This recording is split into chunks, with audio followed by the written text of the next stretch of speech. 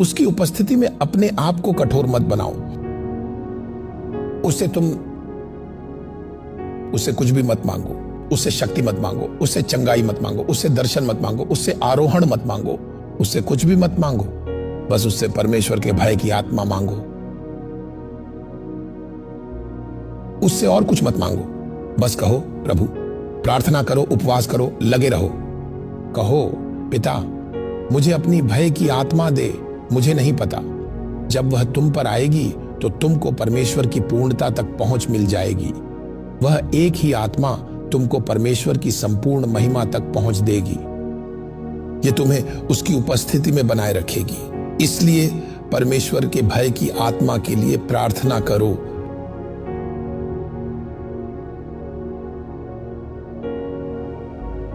अगर लोग तुम्हारी प्रशंसा करें तो खुद को छोटा कर लो। खुद से कहो, उसके बिना मैं कुछ भी नहीं हूं।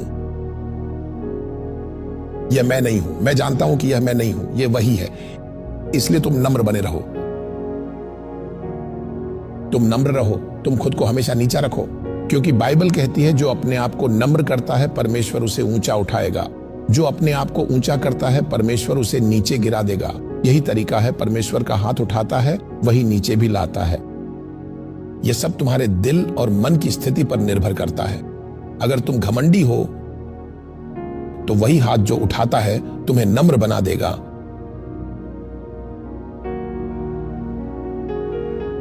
अगर तुम नम्र हो तो वही हाथ तुम्हें ऊपर उठाएगा। अपनी टूटन को बनाए रखो। यह तुम्हारे हाथ में है। यह तुम्हारे हाथ में है। ये सारी चाबियां जो मैंने बताई हैं, इन्हें संभाल कर रखना। लोभ, सेक्स, अनैतिकता और चालाकी। जब तुम ऊपर उठ रहे होते हो, समझे? जब तुम उठ रहे होते हो, ये चीजें बहुत आसानी से, बहुत सस्ते में मिल जाती हैं। जब तुम आत्मा में ऊपर उठ रहे होते हो तो स्त्रियां तुम्हारी ओर आसानी से खिंच जाती हैं। अगर तुम स्त्री हो और आत्मा में उठ रही हो तो पुरुष जल्दी तुम्हारे प्रभाव में आ जाते हैं। जो बातें पाने के लिए तुम पहले संघर्ष करते थे, वे लोग और वे चीजें जिन तक तुम महिमा के बिना नहीं पहुंच पाते थे, अब तुम्हें बहुत आसानी से मिलने लगती हैं।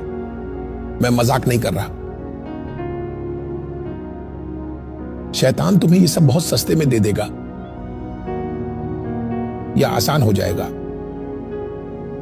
आसान मत कहो, इसकी एक बड़ी कीमत है, बहुत बड़ा दाम है। वे चीजें जिन्हें तुम सामान्य परिस्थितियों में नहीं पा सकते थे, अब वे तुम्हारे पास यूं ही सस्ती होकर आ रही हैं। अपनी आंखें खोलो। वे उन चीजों के हत्यारे हैं जिन्हें एक पुरुष तुम्हें नहीं दे सकता। वे उन चीजों के हत्यारे हैं जिन्हें लोग तुम्हें नहीं दे सकते। तो देखो, जब शैतान ये देखता है कि तुम्हारे पास कुछ स्वर्गीय है, कुछ अविनाशी है, कुछ अटूट है जो कभी खत्म नहीं होगा, वह तुम्हें इस संसार के खजाने देगा ताकि तुम्हारा ध्यान भटका सके। औरतों के रूप में आना, पैसे, पदवी, महिमा, घमंड, व्यर्थ की शोहरत, ये सब चीजें, आई एम टेलिंग यू,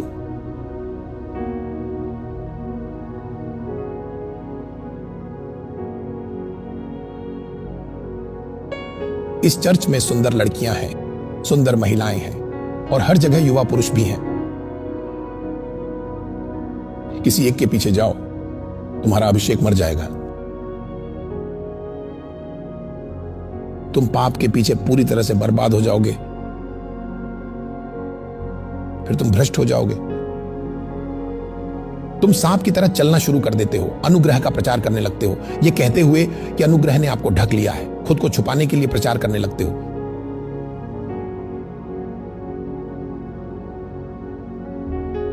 शिमशोन, अभिषेक की कीमत, अपने बाल मत काटो। हमेशा एक कीमत होती है और हमेशा एक वाचा होती है जिससे तुम्हें जुड़े रहना चाहिए ताकि अभिषेक बना रहे और लगातार बढ़ता रहे। इसलिए मैंने परमेश्वर से वाचाई की है। इसलिए तुम्हें टिके रहना चाहिए, तुम्हें बने रहना चाहिए और यह सुनिश्चित करो कि तुम्हारी गलतियां शुद्ध हों। जब तुम्हारी गलतियां सच्ची और वास्तविक होंगी तब परमेश्वर निश्चित रूप से तुम पर कृपा करेगा। तो तुम्हारी गलतियां कैसी होनी चाहिए? शुद्ध और पवित्र।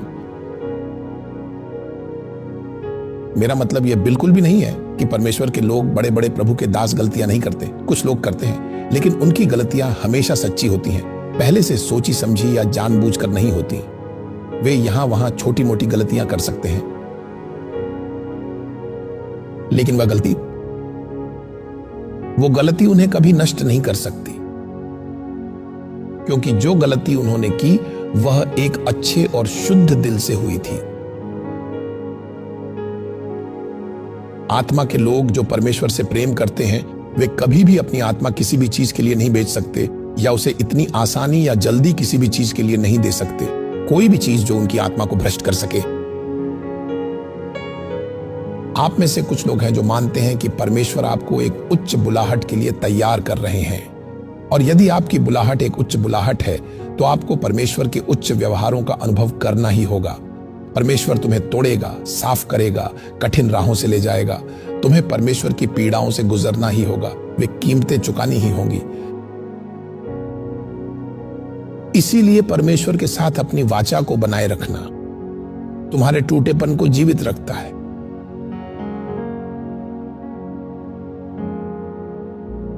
बहुत महत्वपूर्ण है।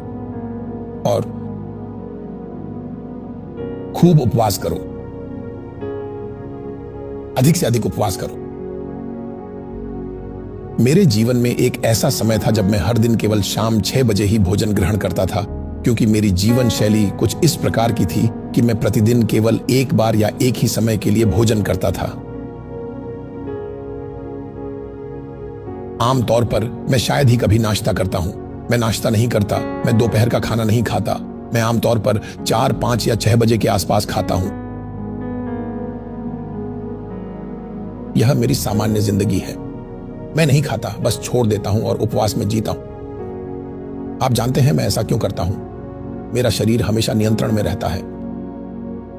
मैं शरीर को ज्यादा नहीं खिलाता, इसलिए मैं आत्मा में अलर्ट रहता हूं। सो ये मेरी टूटन को बनाए रखता है, इसलिए उसकी उपस्थिति बहुत जल्दी प्रवेश कर जाती है। मैं आत्मा में बहुत जीवित रहता हूं। मेरे शरीर पर कोई भारीपन नहीं होता, क्योंकि भोजन तुम्हारे इंद्रिय भावों को बढ़ा सकता है, उन्हें और जागृत कर सकता है। बहुत ज्यादा खाना, मीठ खाना पीना, अगर आप बहुत खाते हैं तो आप बहुत प्राकृतिक, बहुत इंद्रिय प्रधान हो जाते हैं। तो आत्मिक तरंगे आपके चारों ओर घूमती रहती हैं। आप किसी एक से जुड़ नहीं पाते। परमेश्वर के क्षेत्र, उसकी उपस्थिति आप समझ नहीं पाते, आप उससे भी जुड़ नहीं पाते। यह मुश्किल हो जाता है, क्योंकि तुम अपना पेट बहुत ज्यादा खाने पीने से भर लेते हो। इसलिए परमेश्वर की उपस्थिति से जुड़ना आपके लिए बहुत कठिन हो जाता है। तो मेरी टूटन को बनाए रखने वाली चीजों में से एक है उपवास करना और खाने में बहुत कटौती करना। और मैं बहुत स्वस्थ दिखता हूं। स्वस्थ रहने के लिए आपको वास्तव में बहुत ज्यादा खाने की जरूरत नहीं है। शरीर को ज्यादा खाने की जरूरत नहीं होती। बाइबल कहती है कि व्यायाम से आपको थोड़ा लाभ होता है। और खाने में कटौती करना और परमेश्वर की उपस्थिति का अभ्यास करना, आप उसकी उपस्थिति और उसकी महिमा को अपने भीतर विकसित करने लगते हो। कोई भी व्यक्ति जो उसके प्रकट उपस्थिति में बहुत समय बिताता है, आप जानते हैं कि उसकी प्रकट उपस्थिति को कैसे विकसित किया जाए।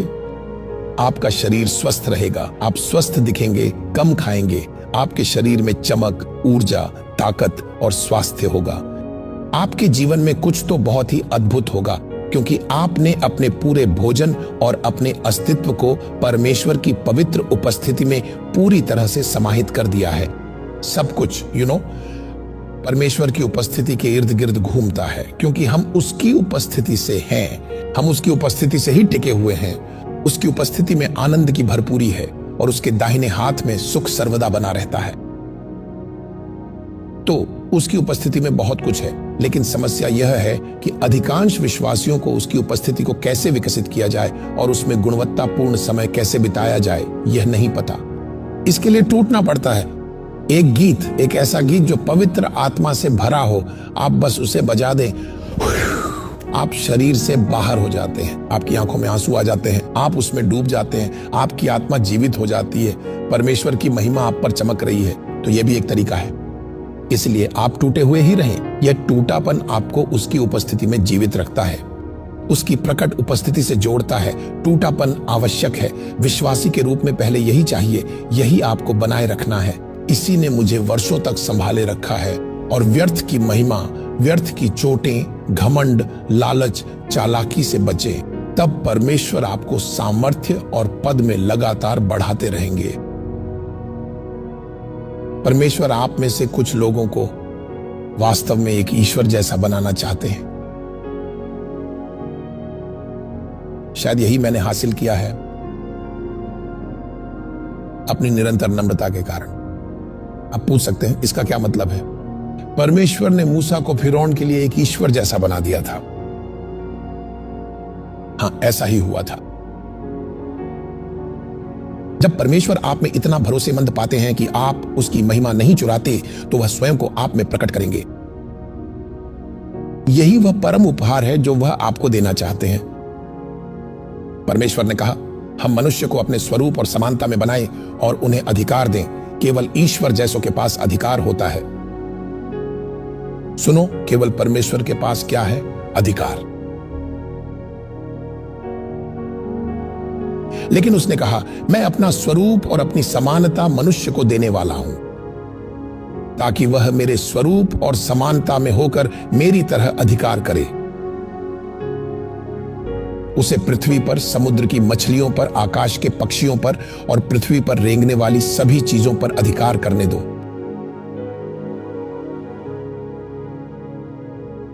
लेकिन परमेश्वर ने उन्हें वहां इसलिए रखा कि वे परमेश्वर के प्रति अपनी विश्वास योग्यता प्रूव कर सके। यह वृक्ष, इसका फल मत खाना। अगर तुम इसे खाते हो तो तुम अपनी मूल प्रकृति में लौट जाओगे जो तुम पहले थे। इससे पहले कि मैंने तुम्हें जीवन दिया, इससे पहले कि मैंने तुम्हारी स्थिति को ऊंचा किया, तू मिट्टी में ही लौट जाएगा। मिट्टी ही से तू आया था और मिट्टी में ही वापस जाएगा। मनुष्य पहले, उसे परमेश्वर के स्वरूप में ऊंचा किया गया था। एक मिट्टी का मनुष्य था, वह वास्तव में मिट्टी में था। अगर तुम इस वृक्ष का फल खाते हो तो तुम मर जाओगे और तुम अपनी मूल जगह, अपनी मूल प्रकृति में लौट जाओगे। तुम मिट्टी से ही बने थे, समझे? मेरा स्वरूप अत्यंत श्रेष्ठ है। मेरा स्वरूप तुम में तभी बना रहेगा जब तुम मेरी सीमाओं के भीतर ही रहोगे और उनका सम्मान करोगे। और आज भी यही चल रहा है। बिना टूटे हुए आप परमेश्वर की महिमा को धारण नहीं कर सकते। सुनो, सब कुछ तुम्हारे जुनून, टूटेपन, समर्पण और अडिग निर्णय से ही शुरू होता है, क्योंकि तुम आज आग में हो सकते हो और फिर सब कुछ भी खत्म हो सकता है। आग को बनाए रखने के लिए अडिग निर्णय चाहिए। क्या है जो तुम्हारी आग को बुझा देता है? तुम्हारी आलस। तुम वे काम करने लगते हो जो तुम्हारी आग को बुझा देते हैं। जैसे ही तुम आग पकड़ते हो, अगले ही कदम में तुम बाहर निकलते हो और वहां परीक्षाएं तैयार खड़ी रहती हैं। ऐसी बातें सामने आने लगते हैं जो तुम्हारी आत्मिक आग को बुझाने लगते हैं। तुम्हें परीक्षा में डाला जाएगा, कुछ न कुछ होता ही रहेगा। कई बातें कही जाएंगी, तुम वीडियो देखोगे, तुम अलग अलग चीजों से रूबरू होगे। चीजें आग बुझाना चाहती हैं, लेकिन जिसका निर्णय अडिग होता है वह ना कह देता है। मैं इसे तुरंत रोक देता हूं, मैं ऐसा होने नहीं दे सकता, क्योंकि कुछ ही दिनों में तुम फिर चर्च वापस आ रहे हो। सोचो, तुम यहां से आग में भरे हुए जाओ और विश्वास की अच्छी लड़ाई लड़ो। तुमने हर उस चीज से बचाव किया जो तुम्हारा ध्यान भटका सकती थी और तुम्हारी आग को अगले सेवा तक बुझा सकती थी। तुम्हारी आग क्या होगी?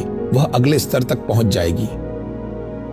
तुमने फिर से लड़ाई लड़ी, क्योंकि शैतान पानी डालेगा, ठंडा पानी।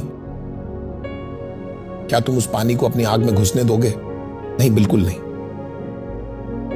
कई सालों में मैंने अपनी आग जमा की और उसे थामे रखा। मैंने उस आग को बनाए रखा, तभी वह आज इस स्तर पर है, क्योंकि वह तुम्हें तुम्हारी आग में ही मिलता है। अगर तुमने अपनी आग को लंबे समय तक कायम नहीं रखा, इतनी कि वह उसकी उपस्थिति को संभाल सके, तो उसे नहीं देख पाओगे। वह आग में आता है। जैसे शद्रक, मेशक और अबेदनगो के पास वह उन्हें आग में ही मिला था। वह ऐसी ज्योति में निवास करता है जिसमें पहुंचना मुश्किल है। इसलिए किसी मनुष्य को तब तक अपने भीतर आग को बढ़ाते रहना होगा जब तक वह एक लगातार तीव्र आग न बना ले जो यीशु के प्रकट होने को संभाल सके। इसीलिए मनुष्य में तुम्हारी आत्मा एक दीपक है, वह उसे जलाता है। उस पात्र में आग को बनाए रखने के लिए पर्याप्त तेल होना चाहिए। Wake up. शैतान लगातार तुम्हारी आग पर पानी डालने की कोशिश करता रहता है। पिता, मैं पाप में गिर गया, मुझे क्षमा कर दीजिए। तुम्हारी आग बुझ गई। हाँ, उसने तुम्हें क्षमा कर दिया है, लेकिन कुछ मर गया। अपनी आग को लंबे समय तक जीवित रखो। हालांकि मैं यह सोचता था कि परमेश्वर मानव चेतना की सामान्य अवस्था में खुद को इतनी कम क्यों प्रकट करते हैं, क्योंकि मानव चेतना एक ऐसी जगह है जो परमेश्वर को सामान्य और छोटा समझने लगती है, इसलिए वह इससे दूर रहते हैं। वह जलन रखने वाला परमेश्वर है। हाँ, वह जलनशील है। उसे यह पसंद नहीं कि मनुष्य उसे सामान्य समझने लगे। इसीलिए यीशु अपने प्रकट होने का वादा करते हैं, लेकिन तब जब तुम उसकी आज्ञाओं को मानकर यह सिद्ध कर देते हो कि तुम उससे प्रेम करते हो। वह तुम्हें बचा सकता है, लेकिन इसका मतलब यह नहीं कि वह स्वयं को तुम्हें दिखाएगा भी। वह तुम्हारे पाप भी माफ कर सकता है और तुम्हें उद्धार भी दे सकता है, लेकिन इसका यह मतलब नहीं कि वह स्वयं को तुम्हें दिखाई भी देगा। क्यों? क्योंकि वे अपनी उपस्थिति की रक्षा करते हैं। वे उन्हीं लोगों को प्रकट होते हैं जिनके पास उनके लिए गहरा सम्मान है, चरित्र, व्यवहार, शब्दों, विचारों, मानव चेतना के हर पहलू में। तब वे हमें अपने आप को दिखाते हैं, क्योंकि उन्हें पता है कि हम उनके प्रकट होने का मूल्य समझेंगे। क्यों यीशु कई विश्वासियों से दूर हैं? जो लोग उसके प्रकट होने की प्रार्थना करते हैं, वे स्वयं उस अनुभव के योग्य तैयारी में नहीं होते। वे उसे तुरंत छोटा समझने लगेंगे। जैसे ही वह प्रकट होगा, वह उनके लिए साधारण बन जाएगा। इसलिए मसीह बिल्कुल नहीं चाहते कि उनकी पवित्र उपस्थिति सामान्य हो जाए। यही मुख्य कारण है कि जब वे पृथ्वी पर थे तो उन्होंने अपने 12 चेलों को चुना। 12 में से भी वे हर रात उनसे अलग हो जाते थे ताकि अधिक गहरी और व्यक्तिगत घनिष्ठता को कम किया जा सके। हर रात वे उन्हें छोड़कर अकेले चले जाते थे। फिर वह अपने 3 चेलों को बुलाता है। सुनो, वे 9 चेले, उन्होंने रूपांतरण नहीं देखा। केवल पतरस, याकूब और यूहन्ना ने ही उसे रूपांतरित होते देखा। उसने इसे दूसरों से छिपाया क्योंकि उसे लगता था कि केवल याकूब, पतरस और यूहन्ना ही ऐसे थे जिनका प्रेम, जुनून और टूटन एक समान थी। उसने उन पर भरोसा किया। वह उन्हें पहले से जानता था। उसने उन्हें पहले से चुन लिया और अपने समान बनने के लिए तैयार किया, क्योंकि वह पहले से जानता था कि पतरस उसे निराश नहीं करेगा। पतरस सच में ईमानदार और बेहद उत्साही था। यूहन्ना भी बहुत जुनून वाला था। यूहन्ना हमेशा मसीह की गोद में रहता था। उसे यीशु सबसे ज्यादा चाहिए था। देखते हो इन तीनों को, ये मसीह के बचाव में खड़े रहने वाले लोग थे।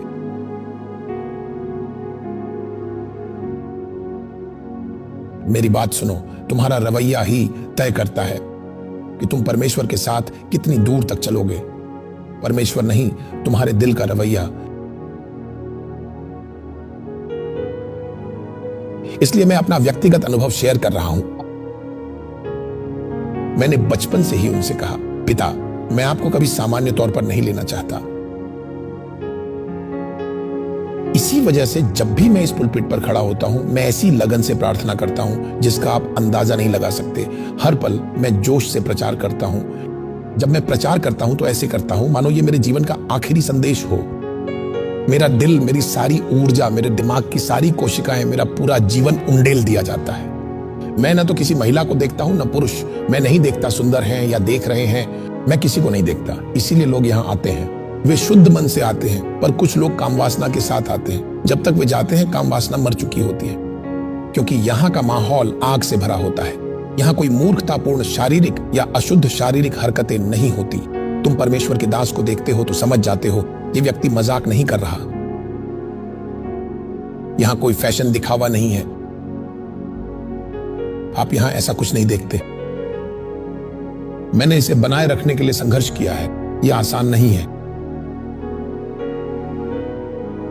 इसीलिए मैं ऐसे बेवकूफों को नहीं झेलता जो यहां घुसकर माहौल खराब करना चाहते हैं। अगर आप वो बकवास करते हैं तो परमेश्वर आपको नहीं छोड़ेंगे, वह आपको रहस्यमय तरीके से हटा देंगे। परमेश्वर आग और पवित्र उपस्थिति के साथ मजाक नहीं करते, वह इसके साथ खेलते नहीं। बड़ी होती है, बहुत बड़ी और शक्तिशाली। वो जिम्मेदारी दूसरों से कहीं अधिक होती है। पता है क्यों? क्योंकि मैंने साहस किया है अकेले चलने का, क्योंकि मैंने साहस किया है आत्मा में चलने का। क्योंकि आत्मा में बहुत लोग नहीं होते, ज्यादा लोग नहीं होते, इसलिए लिखा है यदि तुम आत्मा में हो तो आत्मा में चलो। अब सवाल यह है, आत्मा में चलना क्या होता है? पहली बात, आत्मा में चलने का अर्थ है आत्मिक रूप से एक्टिव रहना। आत्मा में चलने का मतलब है आत्मा के कार्यों में जीवित और सक्रिय रहना। आत्मा में चलने का मतलब है पवित्र आत्मा में जीना और चलना, और पवित्र आत्मा द्वारा चलाया जाना। आत्मा में चलना यह भी है कि तुम अपनी भावनाओं से ऊपर परमेश्वर के वचन को चुनते हो, वचन को अपने दुखों, अपमानों और परिस्थितियों से भी ऊपर रखते हो। जब मैं अपने हालात या लोगों के व्यवहार का जवाब देता हूं तो मैं अपनी भावनाओं से नहीं बल्कि वचनों के अनुसार जवाब देता हूं। इसी को कहते हैं आत्मा में चलना। आत्मिक क्षेत्रों में मैं परमेश्वर के वचन के अनुसार शक्तियों और प्रधानताओं को चुनौती देता हूं। जब मैं आत्मिक जगत में सांपों या दुष्ट आत्माओं को देखता हूं तो मैं उन्हें कुचल देता हूं। जब मैं प्राकृतिक सांप को देखता हूं तो मैं सांप पकड़ने वाले को बुलाता हूं, क्योंकि हम प्राकृतिक सांपों से नहीं लड़ रहे हैं। प्राकृतिक सांप तो इस पृथ्वी की इकोसिस्टम का हिस्सा है। वे इस सृष्टि के जीव जंतुओं में से हैं जो इस पृथ्वी पर है। लेकिन सांप और बिच्छू आत्मिक रूप में दुष्ट आत्माओं का प्रतीक है, जो अदृश्य आत्मिक क्षेत्रों में काम करते हैं और कैंसर, बीमारियां, तलाक, व्यभिचार, क्रोध, काम वासना, डायबिटीज, मृत्यु, दुख और तरह तरह की बुराइयां उत्पन्न करते हैं, यहां तक कि राष्ट्रों के बीच फूट और विभाजन भी।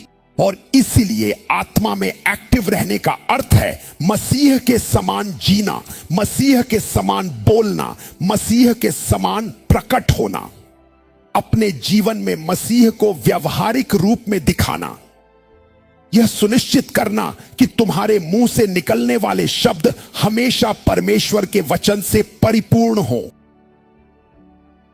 मैं बताना चाहता हूं कि आत्मा में चलने का अर्थ है आत्मा में एक्टिव रहना, पवित्र आत्मा में जीना और चलना, मसीह के समान जीना। शारीरिक जीवन में हर परिस्थिति का जवाब आत्मा के द्वारा देना। इसी का अर्थ है आत्मा में सक्रिय रहना, एक्टिव रहना। भावनाओं के क्षेत्र में अपना मन और स्नेह स्वर्गीय बातों पर लगाना। चुनाव के क्षेत्र में परमेश्वर के वचन और उसकी इच्छा को सबसे ऊपर रखना और प्राथमिकता देना। और आत्मा में होकर आत्मा की सामर्थ्य से तुम आत्मिक क्षेत्रों में प्रवेश करते हो ताकि विभिन्न शक्तियों, परिस्थितियों और चुनौतियों के विरुद्ध लड़ सको। अब यह समझना बहुत जरूरी है कि उदासी, तलाक, पीड़ा, भ्रम, लंबी चलने वाली बीमारियां, कैंसर, घातक दुर्घटनाएं, मृत्यु और ऐसी सारी भयानक और विनाशकारी परिस्थितियां, इन सबके पीछे अदृश्य आत्मिक क्षेत्र का हाथ है। आत्मा में चलने का अर्थ है किसी भी समस्या या परिस्थिति की मूल जड़ को पहचानना और उस आत्मा को गिरफ्तार करना जो उस स्थिति को चलाती है या शक्ति देती है। हर विपत्ति, हर महामारी, हर बीमारी, हर कंफ्यूजन, हर एडिक्शन, हर अत्याचार, हर असुरक्षा और हर जेनरेशनल कर्स और श्राप, इन सब के पीछे अदृश्य आत्मिक क्षेत्र की शक्ति काम करती है। इसलिए बाइबल कहती है जो आत्मा में जीते हैं वे आत्मा में चलें भी, क्योंकि जब तुम आत्मा में चलते हो तो तुम्हें दुष्ट आत्माओं पर अधिकार मिलता है, उन आत्मिक क्षेत्रों पर अधिकार मिलता है जो पृथ्वी पर होने वाले विनाशकारी कार्यों को अंजाम देती हैं। यह न भूले कि बाइबल में कुरिन्थियों की पुस्तक में लिखा है, आत्मा का प्रकाश हर व्यक्ति को लाभ के लिए दिया गया है। इसका क्या अर्थ है? इसका अर्थ है जब कोई आत्मा प्रकट होती है तो वह अपनी पहचान और अपनी सामर्थ्य को दृश्य रूप में दिखाती है। उदाहरण के लिए, जब बिच्छू की आत्मा किसी मनुष्य पर प्रकट होती है तो वह व्यक्ति गंभीर और लगातार चलने वाली बीमारियों से ग्रस्त होने लगता है। देखिए, सांप भी एक आत्मा है, बिच्छू भी एक आत्मा है, और इनके पीछे काम करने वाली आत्माएं ही कैंसर, डायबिटीज, HIV, लंबी चलने वाली बीमारियां, हड्डियों और गुर्दों का क्षय और अकाल बुढ़ापा जैसी स्थितियों को जन्म देती है। ये सब अदृश्य आत्मिक क्षेत्रों से संचालित होते हैं।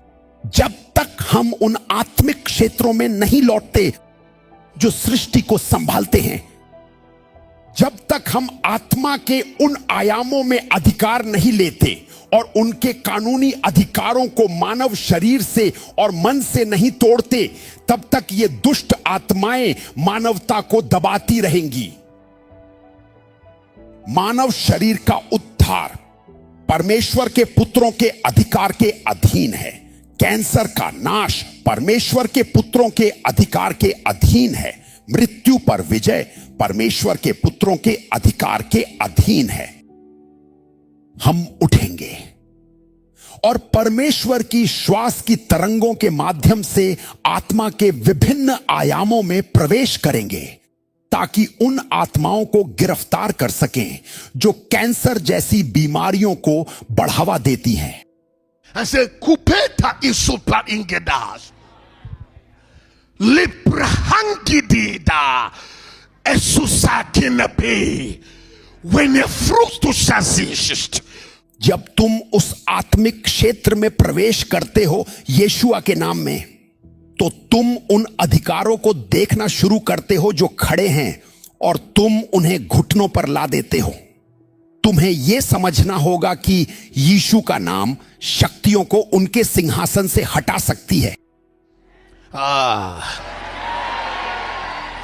जब कोई आत्मिक प्राणी जहर के क्षेत्र से प्रकट होता है, वह आत्मा मनुष्य जाति को बीमारियों, पीड़ा और कैंसर से पीड़ित करती है। जब तक वह आत्मा उस व्यक्ति के भीतर रहती है, उसका प्रभाव और सामर्थ्य लगातार उस आत्मिक संसार से आता रहता है जहां से वह आत्मा आई है। इसलिए केवल उस आत्मा को निकाल देना पर्याप्त नहीं है। हमें उस क्षेत्र में प्रवेश करना होगा जहां से वह आत्मा आती है, और वहां जाकर उसका पृथ्वी में प्रवेश को खत्म करना होगा। बाइबल इसे अधोलोक के फाटक, गेट्स ऑफ हेल कहती है। यह एक द्वार है और यह द्वार किसी आत्मिक क्षेत्र से जुड़ा हुआ है। यह एक प्रवेश का स्रोत है। अब जब तक वह द्वार पूरी तरह नष्ट और बंद नहीं किया जाता, जब तक उस फाटक से आए दुष्ट आत्माएं बंधे नहीं जाते, तब तक पूर्ण स्वतंत्रता नहीं मिल सकती। नरक के द्वार से आई आत्मा को बांधना एक बात है, पर स्वयं नरक के द्वार का सामना करना दूसरी बात है। पर उस आयाम में प्रवेश करके वहां की सत्ताओं का सामना करके और विजय की ट्रॉफी लेकर लौटना, तुम विजय को लाते हो, तुम गोलियत के सिर को लाते हो। क्या कोई सुन रहा है मुझे? कोई सुन रहा है? तुम किसके सिर को लाते हो? किसके सिर को? अब समय आ गया है। तुम्हारे समुदाय में जो भी नरक के द्वार हैं, यह केवल दुष्ट आत्माओं के आने का द्वार नहीं है। अब तुम भी प्रवेश कर सकते हो, क्योंकि अगर शैतान कलीसिया में प्रवेश कर सकता है,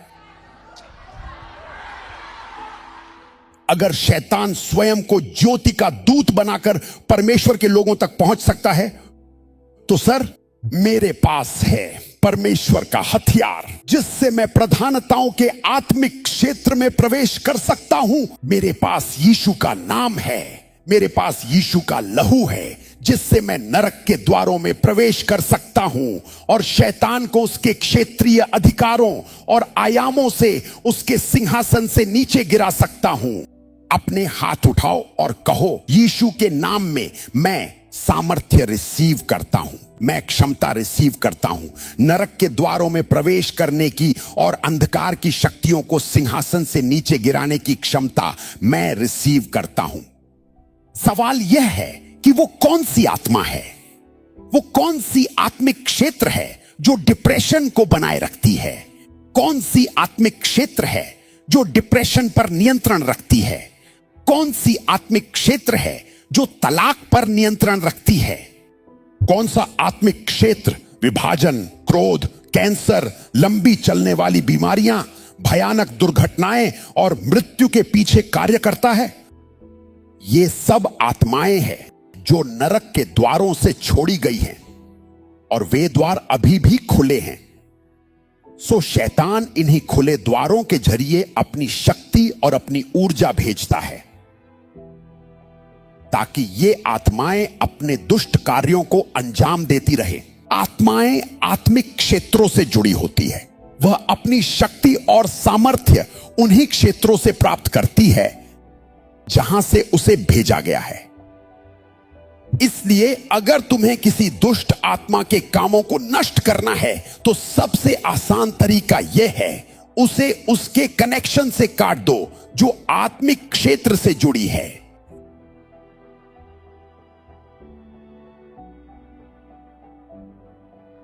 अगर मैं नरक के उस द्वार को पहचान लूं जिसके माध्यम से दुष्ट आत्माएं बार बार छोड़ी जा रही हैं, जो किसी राष्ट्र में कैंसर जैसी बीमारी बनाए रखती हैं, और अगर मैं आत्मा में उस नरक के द्वार के विरुद्ध युद्ध कर सकूं और मैं उस युद्ध में विजयी हो जाऊं और उस नरक के द्वार को बंद कर दूं और नरक के गेट कीपर्स का सामना करूं और उनकी जगह स्वर्ग के दूतों को नियुक्त कर दूं, क्योंकि हम टेरिटोरियल टेकर्स हैं, हम क्षेत्रों पर अधिकार करने वाले हैं। क्या कोई मुझे सुन रहा है? नरक के द्वारों से ऐसी दुष्ट आत्माएं भेजी गई हैं जो मनुष्यों को कैंसर जैसी बीमारियों से संक्रमित करती हैं।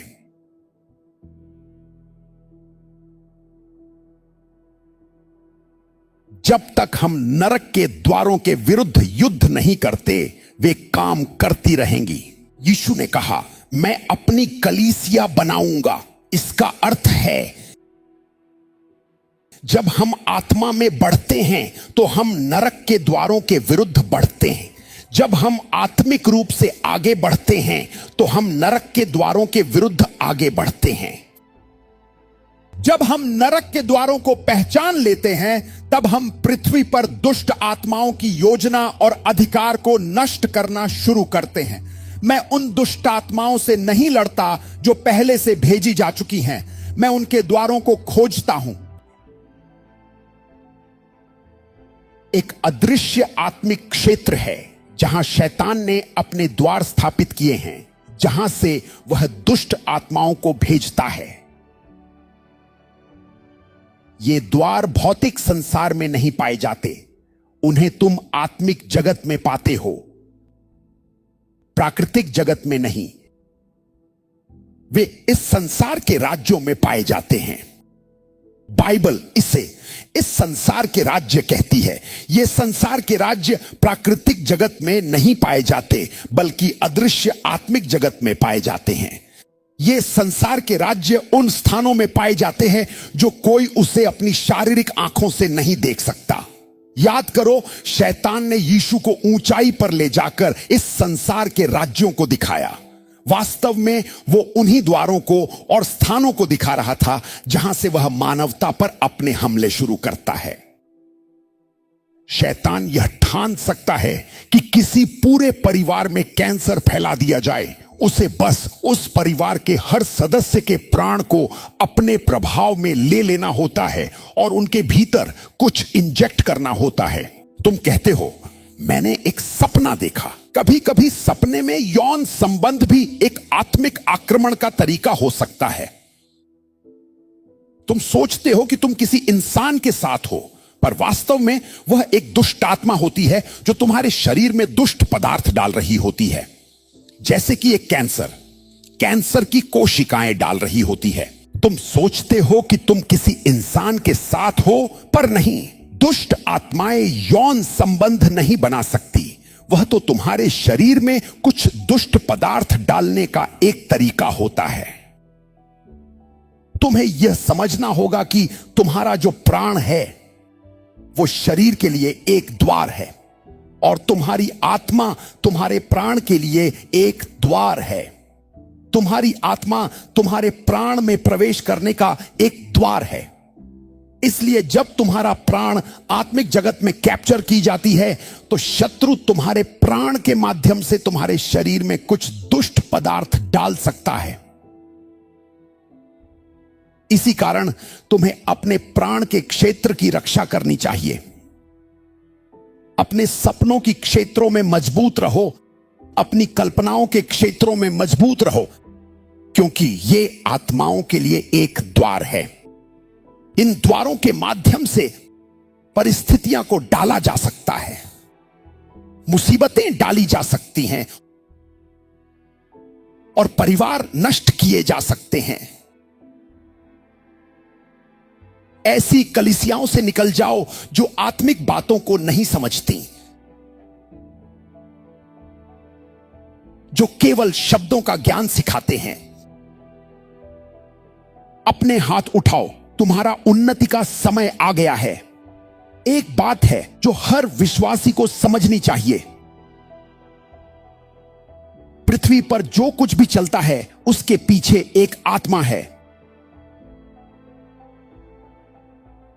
हर स्थिति के पीछे कोई ना कोई आत्मा होती है जो उसे संचालित करती है। हर पीड़ा के पीछे एक आत्मा होती है जो उसे चलाती है। हर आनंद के पीछे एक आत्मा होती है जो उसे चलाती है। हर समृद्धि के पीछे एक आत्मा होती है जो उसे टिकाए रखती है। हर शारीरिक सफलता के पीछे एक अदृश्य जगत होती है जो उसे शक्ति देती है। बाइबल कहती है कोई भी तब तक कुछ प्राप्त नहीं कर सकता जब तक उसे स्वर्ग से न दिया जाए। बाइबल कहती है हमारी सहायता कहां से आती है? हमारी सहायता यहोवा से आती है। हमारी सहायता स्वर्ग से आती है। जागो।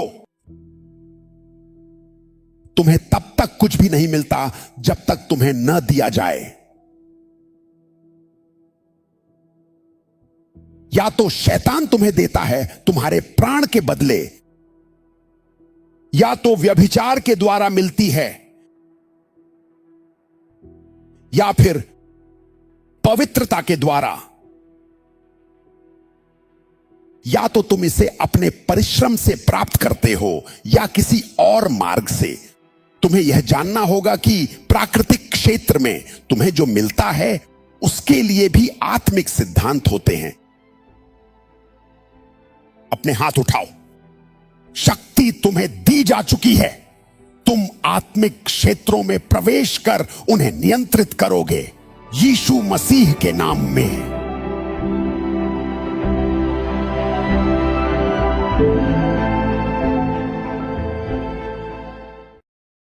वह छाया एक शक्तिशाली अटूट ऊर्जा और वहां निरंतर टिके रहने की अद्भुत क्षमता बन गई।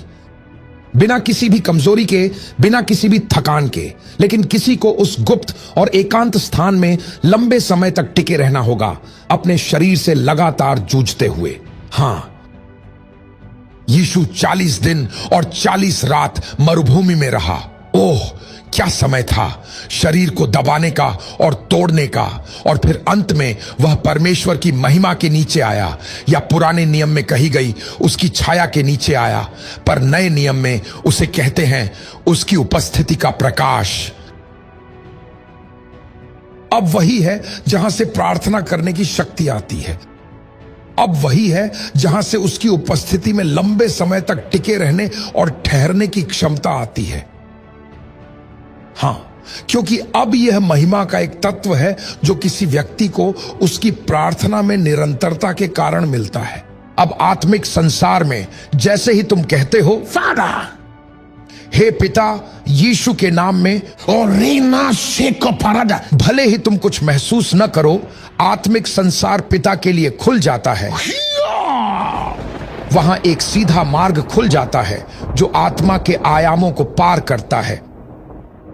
शैतान तुम्हारी कंपन और तरंगों को सुन लेता है। हां, सुनता है। हर आत्मिक आयाम जान जाता है कि किसी ने स्वर्ग से संपर्क जोड़ा है, पर क्योंकि तुम्हें यह समझ नहीं, तुम बस प्रार्थना शुरू कर देते हो और तब शैतान आता है।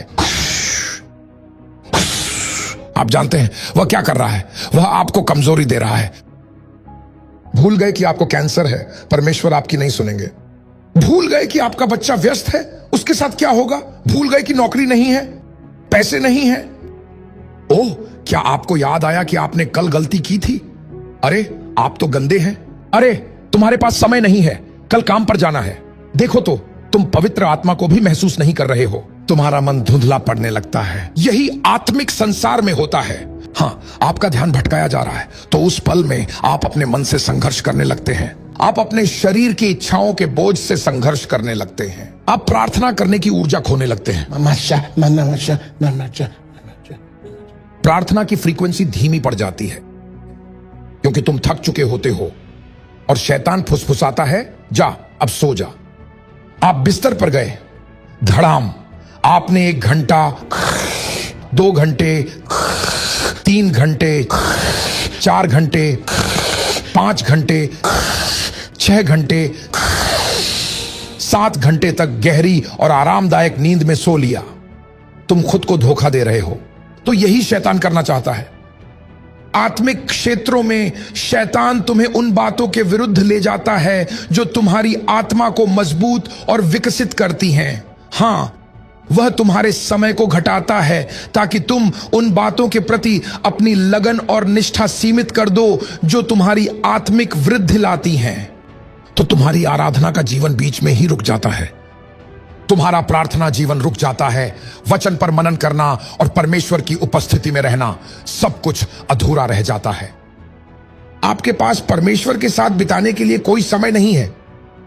कम से कम दिन में 1 या 2 घंटे तो होने ही चाहिए। अन्य भाषाओं में प्रार्थना करने के अलावा आपके घर में एक वेदी होनी चाहिए। क्या आप समझ रहे हैं मैं क्या कहना चाहता हूं? हर किसी के पास एक कमरा होना चाहिए जिसे प्रार्थना का कमरा कहा जाए।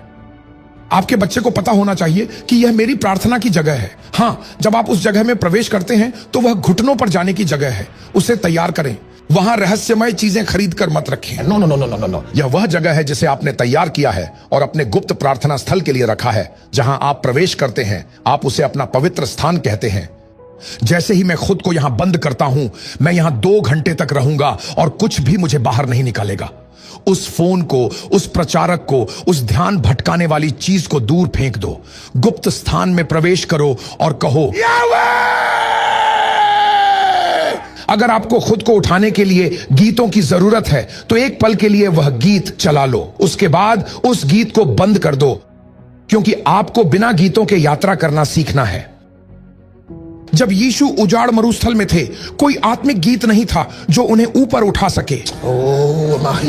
जब मूसा पहाड़ों पर गए, कुछ भी नहीं था जो उनकी मदद कर सके। उसे अपनी आत्मा को सक्रिय करना सीखना पड़ा। वह आत्मा की धुन को पहचानने लगा। हां, वह आत्मा में प्रवेश करने लगा, हालांकि शरीर अब भी वहां मौजूद था। वह शरीर का भारीपन वहां है। आप जानते हैं, बाइबल कहती है कि शरीर प्रार्थना को तैयार नहीं होता, इसलिए उसे शरीर से बाहर निकलना सीखना पड़ा। आत्मा की तरंग ढूंढनी पड़ी, क्योंकि कहीं आपकी चेतना में आत्मा है। उसी में है आपकी आत्मा। ठीक आपकी चेतना में वहां शरीर का बोझ है जो आपको प्रार्थना नहीं करने देना चाहता। ठीक आपकी चेतना में आपकी कल्पनाओं की इच्छाएं हैं जो विरोधी हैं, जो आपकी प्रार्थना में आत्मविश्वास पर हमला कर रही हैं। इसीलिए आपको अपनी आत्मा को खोजना शुरू करना चाहिए। आप खोजना शुरू करते हैं। जैसे ही आपको वह इच्छा महसूस होती है, वहां एक आग होती है। आप उसमें प्रवेश करते हैं।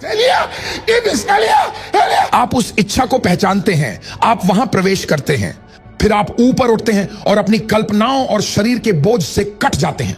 समझना चाहिए कि मानव चेतना धुंधली होती है, मानव चेतना मिश्रित होती है, यह मिली जुली होती है। इसलिए आपको वह खोजना चाहिए जो आत्मा का है।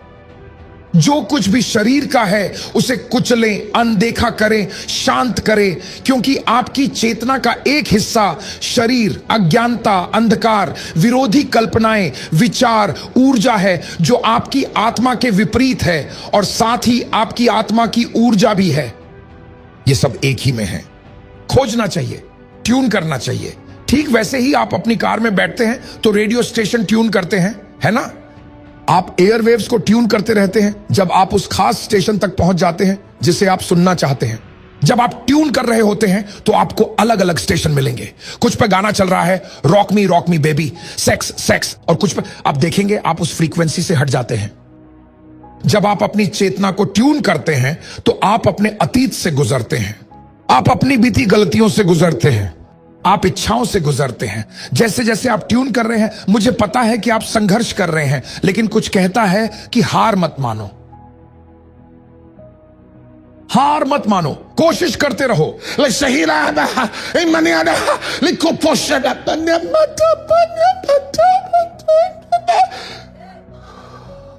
कभी कभी आप प्रार्थना करते हो, शैतान तुम्हारे मन में कोई विचार झलकाता है और फिर हार मत मानो, कहो यीशु का लहू। आप फिर से आत्मा में उठते हैं, यीशु के नाम में फिर से ऊपर उठो। जब तक आप सियोन के स्टेशन को पकड़ नहीं लेते, आप वहीं टिके रहते हैं। क्या आप मेरी बात सुन रहे हैं? आप आत्मा के द्वारा वहीं टिके रहते हैं, आप आत्मा के द्वारा वहीं टिके रहते हैं। बाइबल कहती है परमेश्वर का वचन सामर्थी होकर बढ़ता गया और विजयी होता गया और विजयी होता गया और विजयी होता गया। लेकिन इसके लिए एक अत्यंत अनुशासित मसीही की आवश्यकता होगी, जो यह भली भांति समझता है कि आत्मिक बातें जानबूझकर और निरंतर विकसित की जाती हैं। जो लोग उसे पूरी लगन और समर्पण के साथ खोजते हैं, उनके लिए निश्चित रूप से एक बड़ा और शाश्वत इनाम है।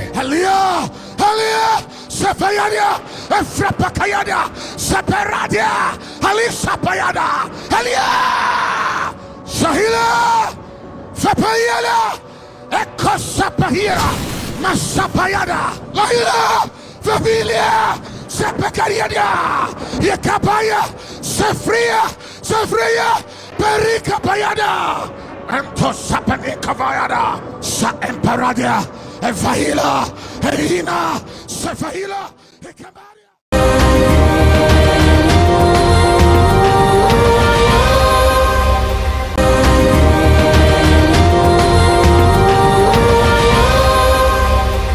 जीनी एवलो सटीक दृष्टि वाला माहिर निशानेबाज है।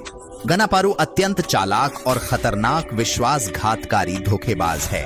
देखने के लिए धन्यवाद, आपका समय अमूल्य है। ये हिट है। यीशु, अपनी रोशनी स्वीकार कर, परमेश्वर की छवि स्वीकार कर। बैप्टिस्ट, मैं नहीं कर सकता। भगवान तुम्हें अग्नि के कक्षों में ले जाएगा, अग्नि के घेरे में। सचमुच असमर्थ हूं, मैं नहीं कर सकता।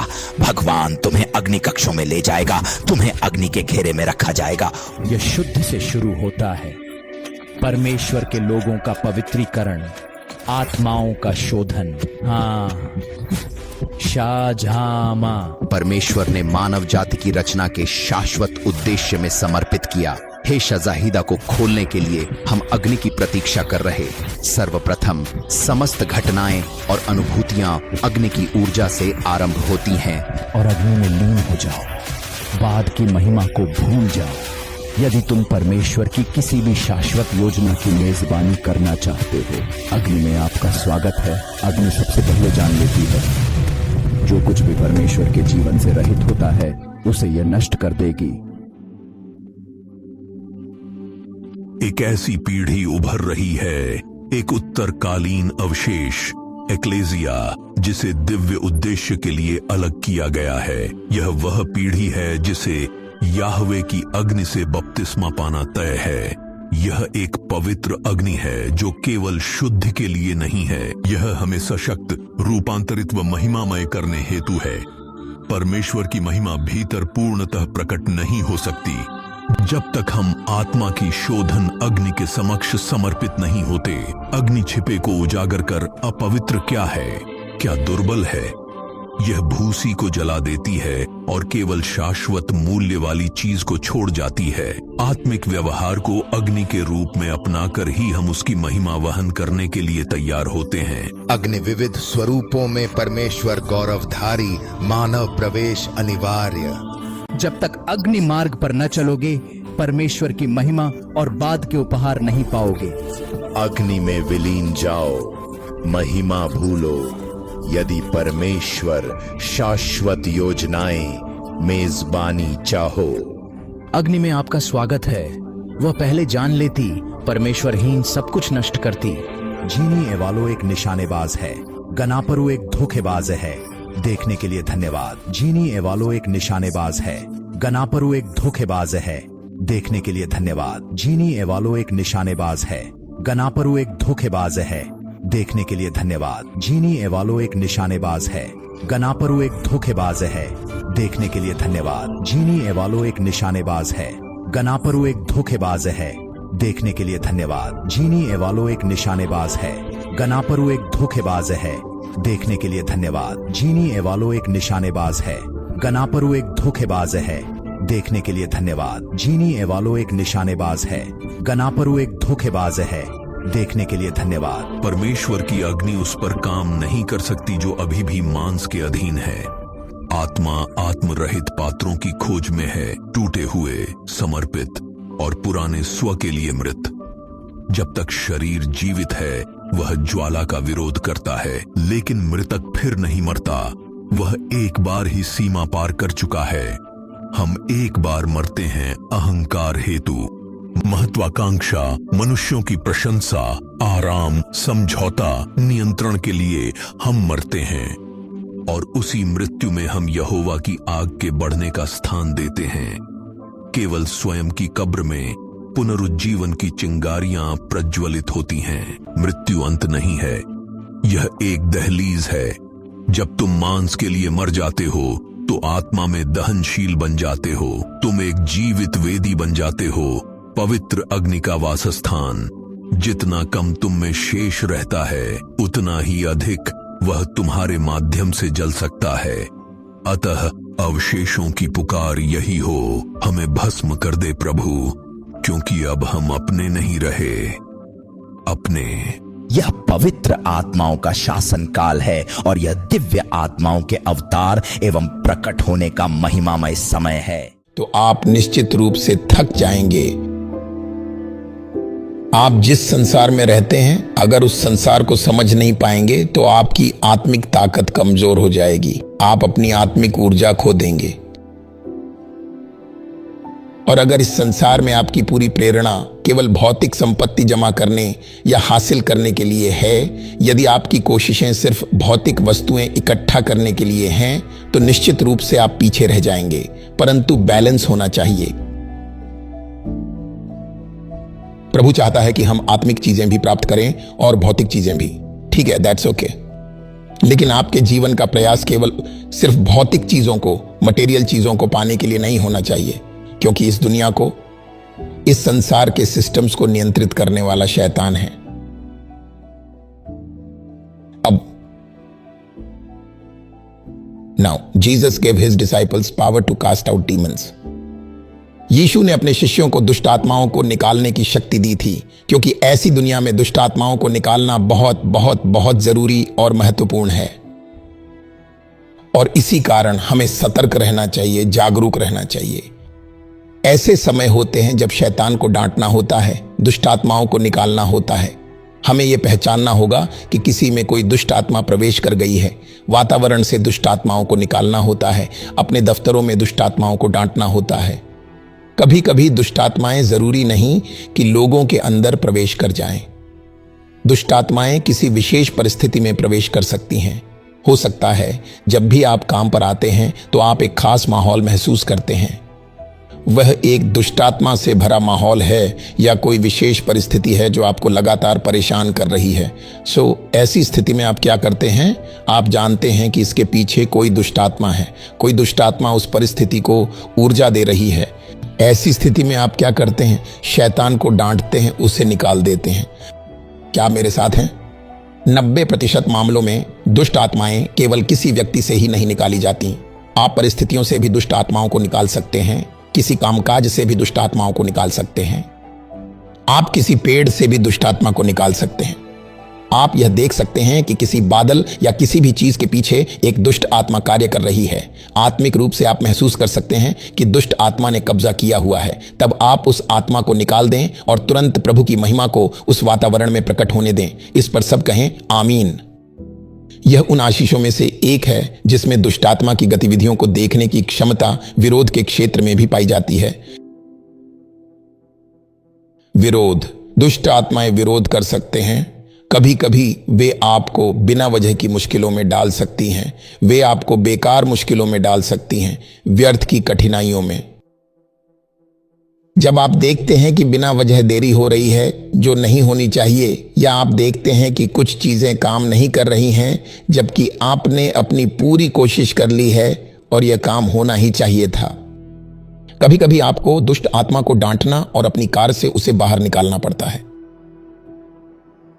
मैं आपको बता रहा हूं, आप अपनी कार से दुष्ट आत्मा को बाहर निकाल सकते हैं। यह कार आपको परेशान कर रही है। आपने उसमें 10,000 लगा दिए, फिर भी यह काम नहीं कर रही है। आपने 5,000 लगाए, फिर भी यह काम नहीं कर रही है। मेरे दोस्त, उस कार पर हाथ रखो, कहो अंधकार की दुष्ट आत्मा बाहर निकलो। हालेलुया। अंधकार की आत्मा क्या करना है? बाहर। जहां भी आप किसी भी प्रकार की असामान्य और अजीब सी बाधा देखें, उस आत्मा को डांट कर निकाल दें। उस शैतान को बाहर निकालो, आउट। उस शैतान को बाहर निकालो। अब बाइबल कहती है कि परमेश्वर ने आपको दुष्ट आत्माओं को बाहर निकालने की शक्ति और अधिकार दिया है। दुष्ट आत्माओं से डरो मत। असल में वो जानते हैं कि जिस क्षण आपको यह पता चल जाएगा कि आपके पास उन पर अधिकार है, वे जीवन भर आपके कठपुतली बन जाएंगे। वे नहीं चाहते कि आपको यह पता चले, इसलिए वे आपको डराना चाहते हैं। मैं एक दुष्ट आत्मा हूं, मैं तुम्हें मार सकता हूं। अगर दुष्ट आत्माएं मार सकते हैं तो उन्होंने आपको क्यों नहीं मार दिया? उन्हें तो उसी दिन आपको मार देना चाहिए था जिस दिन आप पैदा हुए थे। उनके पास कोई शक्ति नहीं है, वे केवल आपकी अज्ञानता में ही फलते फूलते हैं। लेकिन अगर आप पवित्र आत्मा से भरे हैं, परमेश्वर के वचन के ज्ञान से परिपूर्ण हैं, तो जानते हैं क्या? आपके माथे पर आग की एक मोहर, महिमा की एक मोहर होगी, जिसे देखकर दुष्ट आत्माएं कहेंगे, क्या इसे हमें बाहर निकालने, हमें अधीन करने, हमें कैद करने का अधिकार दिया गया है। यहां तक कि हमें अपने अनुसार काम करवाने के लिए भी प्रभावित करने का अधिकार है। क्या आप जानते हैं, आप एक दुष्ट आत्मा को बता सकते हैं कि उसे क्या करना है? आज से तुम्हें 20 साल तक काम करने की अनुमति नहीं है। वे कहेंगे, जी सर। यही बाइबल कहती है, तुम एक आदेश दोगे और वह स्थापित हो जाएगा। अब जब आप कहते हैं, तू दुष्ट आत्मा आज से अगले पूरे 10 वर्षों तक इस परिवार में काम करने और संचालित होने की बिल्कुल भी अनुमति नहीं है, और फिर उस पर एक एकदम आधिकारिक मुहर लग जाएगी। बस आप इतने शक्तिशाली हैं। तो जहां जहां दुष्ट आत्माएं काम करती हैं, उन क्षेत्रों को पहचान कर उन्हें डांटना है और यह पक्का करना है कि शैतान को हमारी दुनिया में कहीं भी कोई शक्ति या अधिकार न मिल सके। इस तरह हम रोजाना दुष्ट आत्माओं को निकालते रहेंगे। हम अधिकार लेने जा रहे हैं, खोई हुई पदों को फिर से पाने जा रहे हैं, क्षेत्रों को वापस लेने जा रहे हैं, अपने परिवारों को छुड़ाने जा रहे हैं। अपने परिवार की वंशावली में जिनके मनों पर वर्षों से शैतान का नियंत्रण रहा है, उन्हें भी वापस लेने जा रहे हैं। क्या आप मेरे साथ हैं, परमेश्वर के पुत्रों?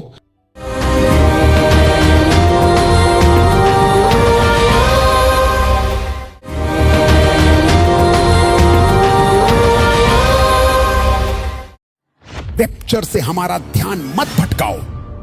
रैप्चर की तैयारी करने के बजाय तीसरे विश्व युद्ध की तैयारी करो जो आने वाला है।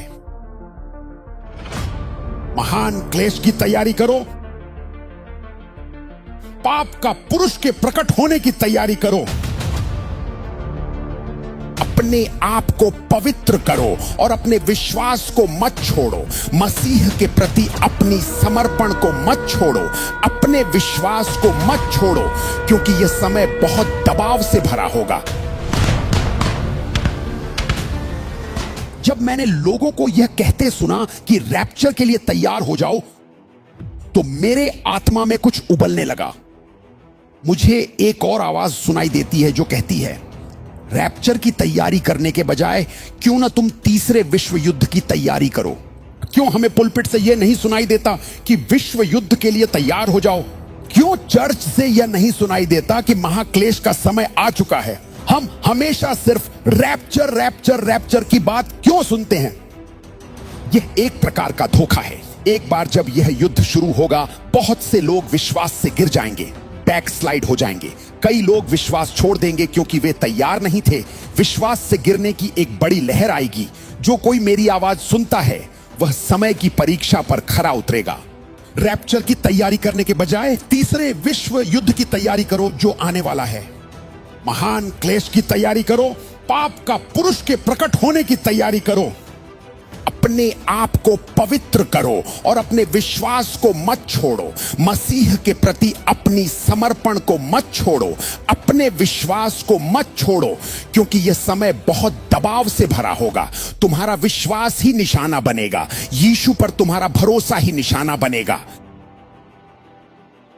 परमेश्वर कहता है, अपनी उड़ान के लिए तैयार हो जाओ, वह आने वाली है। अपने जीवन में जमे मत रहो, हर तरह की गुनगुनाहट को निकाल दो और यीशु के लिए आग की तरह जलते रहो, ताकि जब तुम्हारी उड़ान आए वह तुम्हें तैयारी और तत्परता के समय में पाए। रैप्चर से हमारा ध्यान मत भटकाओ, विश्व युद्ध के लिए तैयार हो जाओ। पूरा संसार हिल जाएगा। और साथ ही क्यों ना तुम रीसेट की तैयारी करो जो आने वाला है। क्या तुम उस महान बेदारी की तैयारी नहीं कर रहे जो इस रीसेट के दौरान पूरी दुनिया में फैलने वाली है? कई देश तैयारी कर रहे हैं, तुम नहीं जानते। वे चुपचाप इंतजार कर रहे हैं। वे सिर्फ इस बात का इंतजार कर रहे हैं कि लॉन्च से पहले एक निश्चित स्तर की तैयारी पूरी हो जाए। वे तैयार होने तक रुके हुए हैं। यही अभी चल रहा है। ऊपर से सब कूटनीतिक दिखता है, लेकिन पर्दे के पीछे वे तैयारी कर रहे हैं। एक बार जब वे पूरी तरह तैयार हो जाएंगे, वह समय आ जाएगा, रीसेट आने वाला है, दुनिया की शक्तियां गिर जाएंगी। प्रभु ऐसा कहता है, बेबीलोन नीचे आने वाला है। अजीब घटनाएं पूरी दुनिया में होंगी। इसे शैतान का कार्य मत समझना। यह प्रभु का दिन है, यह प्रतिशोध का दिन है, यह न्याय का दिन है। बस बहुत हो गया। मानवता अंधकार के जाल से बाहर आने वाली है। क्या तुम सुन रहे हो? यह वह दिन है जब प्रभु एक ऐसी रीति से कार्य करने वाला है जैसा पहले कभी नहीं हुआ। मैंने बहुत से लोगों को यह कहते सुना है, परमेश्वर अपने लोगों को महान क्लेश से कैसे गुजरने देगा। लेकिन महान क्लेश तुम्हारे लिए नहीं है। तुम अपनी आंखों से देखोगे परमेश्वर की अलौकिक सुरक्षा को। क्या तुम सुन रहे हो? रैप्चर, मैं तुम्हें बताता हूं रैप्चर का अर्थ क्या है। रैप्चर का अर्थ है हम उसका स्वागत करने के लिए जा रहे हैं, उसके 1000 वर्ष के राज्य में प्रवेश के लिए। रैप्चर का अर्थ है हम हवा में प्रभु से मिलने जा रहे हैं, क्योंकि हवा हमारा है। इसीलिए रैप्चर का मतलब है प्रभु से हवा में मिलना। पवित्र आत्मा हमें यह समझ दे रहा है कि हमें थोड़े समय की तैयारी करनी है जो आएगा और चला जाएगा। एक अंधकार का समय आने वाला है, लेकिन वह बीत जाएगा और प्रकाश स्थापित होगा, धार्मिकता स्थापित होगी, शांति पुनः स्थापित होगी, मानवता की गरिमा फिर से स्थापित होगी। प्रभु कहता है, जो कुछ परमेश्वर ने नहीं लगाया है वह उखाड़ फेंका जाएगा। क्योंकि प्रभु कहता है, हर वह पेड़ जो मैंने नहीं लगाया वह उखाड़ा जाएगा। अब प्रभु के वचन के अनुसार बाइबल कहती है, हर वह पेड़ जिसे मेरे स्वर्गीय पिता ने नहीं लगाया है वह उखाड़ा जाएगा। इसका अर्थ है यह पेड़ मनुष्य, प्रणालियां, व्यवस्थाएं या संस्थान भी हो सकते हैं जो परमेश्वर से नहीं हैं, वे सब उखाड़े जाएंगे। समय आ चुका है। हालेलुया। और प्रभु यूं कहता है, ये पेड़, ये व्यवस्थाएं जो उखाड़े जाने के लिए तैयार हैं, प्रभु कहता है वे दबाव से, हवाओं से, आंधियों से और कांपने से उखाड़े जाएंगे। क्या तुम मेरी बात सुन रहे हो? बाइबल कहती है, एक बार फिर मैं आकाश और पृथ्वी को हिलाऊंगा। हालेलुया। मैं आकाश और पृथ्वी को हिलाऊंगा। बाइबल कहती है, जो कुछ परमेश्वर का नहीं है वह हिल जाएगा। वही पवित्र शास्त्र यह भी कहता है, हमने ऐसा राज्य पाया है जिसे कोई हिला नहीं सकता। परमेश्वर की स्तुति करो। जब हिलावट का समय आएगा, वह तुम्हें उखाड़ने के लिए नहीं आएगा। वे उन व्यवस्थाओं को उखाड़ने आ रहे हैं जो परमेश्वर की नहीं हैं।